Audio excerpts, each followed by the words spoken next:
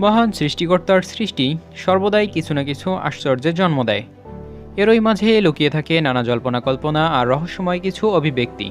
আমাদের চারপাশে সচরাচর যে প্রাণীগুলো আমরা দেখতে পাই সেগুলো আমাদের সাথে সচরাচর পরিচিত, কিন্তু যে প্রাণীগুলোর সাথে আমরা সবসময় পরিচিত নই সেই প্রাণীগুলো দেখলে সহজাতভাবেই আমাদের আশ্চর্য হতে হয়। রহস্যবালকের আজকের পর্ব আমরা সাজিয়েছি এমন কিছু প্রাণী নিয়ে যে প্রাণীগুলো দেখলে আপনার চেতনা নতুন করে জাগ্রত হবে। তো চলুন আর কথা না বাড়িয়ে ভিডিও শুরু করা যাক। তার আগে বলে রাখি, আপনি যদি এই চ্যানেলে নতুন হয়ে থাকেন তবে প্লিজ সাবস্ক্রাইব করে বেল আইকনে ক্লিক করুন, আর যদি ইতিমধ্যে সাবস্ক্রাইব করে থাকেন তাহলে অসংখ্য ধন্যবাদ। আমি রহস্যবালক আছি আপনাদের সাথে, তো চলুন ভিডিও শুরু করা যাক।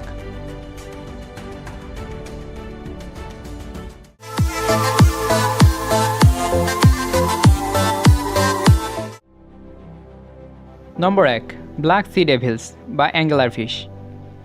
এই প্রাণীটি সমুদ্রপৃষ্ঠের প্রায় 2000 ফিট গভীরে বসবাস করে থাকে। বিশেষ করে মারিয়ানা ট্রেঞ্চের আশেপাশে এই প্রাণীটির বসবাস। এই প্রাণীটি অ্যানিমেলিয়া রাজ্যের করডাটা পর্বের প্রাণী। এই প্রাণীটি পরিণত বয়সে প্রায় 3.5 থেকে 6 ইঞ্চি পর্যন্ত লম্বা হয়ে থাকে। এই প্রাণীটির লেজকে অনেক সময় চিংড়ি মাছের লেজের সাথে তুলনা করা হয়। এই প্রাণীটির শরীরের পাখনাগুলো শিকার ধরতে তাকে অনেক সহায়তা করে থাকে।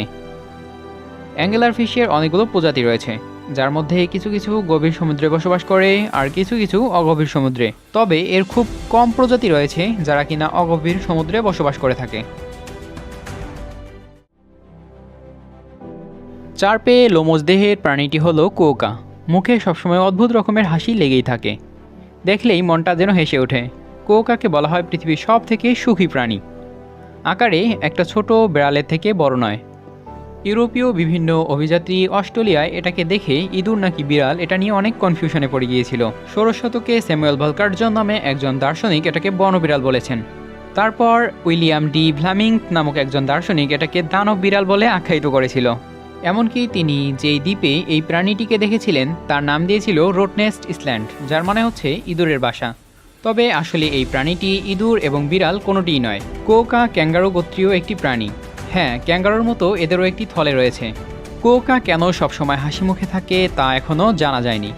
কেউ কেউ বলেন প্রাকৃতিকভাবেই তাদের মুখে হাসি থাকে, তবে এদের মুখমণ্ডল এবং চোয়ালের গঠনের সাথে হাসি মুখের কোনো সম্পর্ক নেই। তাদেরকে সবথেকে সুখী প্রাণীও বলা হয় বটে, তবে মুখে হাসি লেগে থাকাটাই কিন্তু সুখী হওয়ার একমাত্র শর্ত নয়। তাদের জীবনটাও আর সব প্রাণীর মতোই কঠিন। দিন শেষে তারা একটা বন্যপ্রাণী। সঙ্গী নির্বাচনের বিষয়ে লড়াই কিংবা ঝুঁকি রোধ করলে কুয়োকা আক্রমণাত্মক হয়ে ওঠে।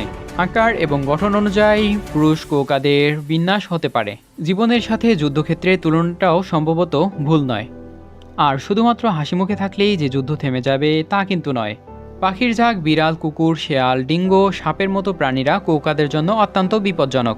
শিকারীর আক্রমণে এরা প্রথমে দৌড়ে পালাতে চেষ্টা করে। কুয়োকার ছোট্ট আকার একে লাফিয়ে দ্রুত চলতে সাহায্য করে। যদি তারা কোণঠাসা হয়ে যায় তবে লড়াইয়ের শেষ পথ খোলা থাকে। দাঁতের কামড়, নখের আঁচড় কিংবা পায়ের লাথি এখানে এদের প্রধান অস্ত্র। কুয়োকা কলোনি গঠন করে তোলে, তবে এরা পুরোপুরি সামাজিক প্রাণী নয়। একসাথে খেলাধুলা এরকম কর্মকাণ্ডে তারা অংশ নেয় না। একটি কুয়োকা সাধারণত 10 থেকে 15 বছর বেঁচে থাকতে পারে। জীবদ্দশায় মা কুয়োকা 15 থেকে 17টি সন্তান প্রসব করতে পারে। সন্তান প্রতিপালনের দায়িত্ব শুধুমাত্র মা কুয়োকার ওপরই থাকে। 10 থেকে 12 মাস বয়সের পর তারা স্বাধীন হয়ে যায়। মা কুয়োকার আত্মরক্ষার একটি দুঃখজনক পদ্ধতি আছে। শিকারীর হাত থেকে বাঁচতে পরিস্থিতি বোধে সন্তানকে সে থলে থেকে বের করে দেয়। এ সময় শিশু কুয়োকার শব্দে শিকারী আকৃষ্ট হয়, ফলে মা কুয়োকা পালিয়ে যাওয়ার অবকাশ পায়। তারপর শিশু কুয়োকার পরিণতি অবশ্যই আপনারা অনুমান করতে পারছেন। কুয়োকা হাসিখুশি এবং মানুষের সাথে বন্ধুসুলভ। তবে জীবনের কঠিন যুদ্ধ থেকে কিন্তু কুয়োকাও ছাড় পায় না। অবশ্য জীবনটা তো এরকমই, কিছু হাসি, আনন্দ আর কিছু দুঃখ কান্না। নম্বর 3, বিভার। ভিডিওতে দেখা যাচ্ছে নদীর পানি যেন না আসে তাই কাঠ দিয়ে ভাসমান ড্যামের মতো তৈরি করা হয়েছে। এটি কার্যকর, অর্থাৎ এটি এখানে তৈরি করার ফলে পানি আসা বন্ধ হয়ে গিয়েছে। এটি পানি আটকে দিতে সক্ষম। যে এটি তৈরি করেছে নিশ্চয়ই তাকে আপনি একটা ছোটোখাটো ইঞ্জিনিয়ার বলতেই পারেন। অবাক করার বিষয় হলো এটি কোনো মানুষের তৈরি নয়, বরং এটি তৈরি করেছে একটি প্রাণী। এই প্রাণীটির নাম হচ্ছে বিভার। এই প্রাণীটি খুবই দক্ষ একটি প্রাণী। শিকারীর হাত থেকে বাঁচার জন্য এই প্রাণীরা পানির নিচে ভূগর্ভস্থ টানেল তৈরি করতে পারে।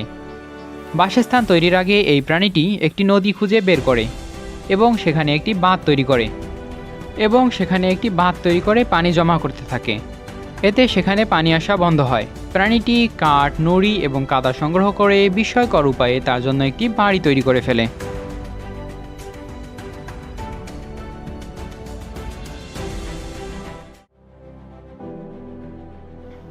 নম্বর 4, হর্স ককরোচ।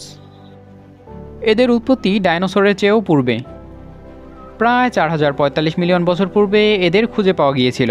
এদের বর্তমানে উত্তর আমেরিকায় ফ্লোরিডার সি বিচ ছাড়াও অন্যান্য কিছু জায়গায় খুঁজে পাওয়া যায়। এত দীর্ঘ সময় ধরে এরা নিজেদের অস্তিত্ব রক্ষা করে আসছে এবং বর্তমান সময়ে বিবর্তনে অনেক কাঁকড়া মারাও গিয়েছে।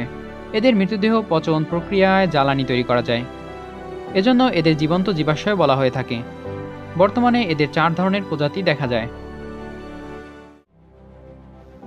নম্বর 5, লিফি সি ড্রাগন।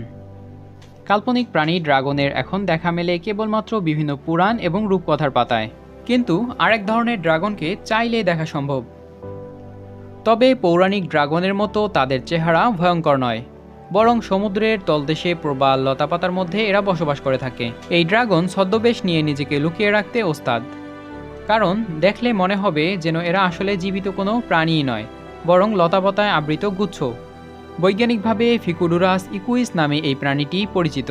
এই মাঝজাতীয় অমেরুদণ্ডী প্রাণীটি দেখতে অদ্ভুত সুন্দর। মূলত এর শরীরে পাতার মতো দেখতে জিনিসগুলো আসলে স্বচ্ছ অঙ্গ, তবে এদের গায়ে কাঁটা না থাকলেও এরা দেখতে অনেকটা ক্যাকটাস আকৃতির। মজার বিষয় হলো লিফি সি ড্রাগন বিভিন্ন রঙের হতে পারে। সবুজ, হলুদ, গোলাপি রঙের এই সি ড্রাগন পাওয়া যায় অস্ট্রেলিয়ার দক্ষিণ পশ্চিমাংশের সমুদ্র তলদেশে। এরা অন্য সব মাছের মতো সমুদ্র জুড়ে ছোটাছুটি করে বেড়ায় না। এরা বসবাস করে সামুদ্রিক ঘাস ও পাথরের আড়ালে। সি ড্রাগন, পাইপ ফিশ এবং সি হর্স একই পরিবারের সদস্য। এরা দেহের রং পরিবর্তন করতে পারে। এদের মুখ আকৃতি নলের মতো হওয়ায় এরা খাবার শুষে খায়। বিভিন্ন ধরনের অণুজীব, লার্ভা, ছোট চিংড়ি, কাঁকড়া এদের খাদ্য তালিকায় রয়েছে। অত্যন্ত ধীরগতির এই প্রাণীটির সর্বোচ্চ গতিবেগ ঘন্টায় 150 মিটার। এদের পুরো দেহে পাতার মতো অংশ থাকায় সিহর্সের মতো এরাও কোনো কিছুর সাথে আঁকড়ে ধরতে পারে না, তাই সামুদ্রিক ঝড়ে এদের অনেকেই মারা যায়। আজকের ভিডিও এই পর্যন্তই। ভিডিওটি ভালো লাগলে লাইক করতে পারেন, কমেন্ট করে জানাতে পারেন আপনার মূল্যবান মতামত। ভিডিওটি বন্ধু বান্ধবদের সাথে শেয়ার করতে পারেন এবং আমাদের চ্যানেলে নতুন হলে সাবস্ক্রাইব করে পাশে থাকার অনুরোধ রইল। দেখা হতে পারে পরের কোনো ভিডিওতে। ততক্ষণে ভালো থাকুন, ভালো রাখুন। ভালো রাখার মালিক সৃষ্টিকর্তা, আপনি প্রভাবক। ধন্যবাদ।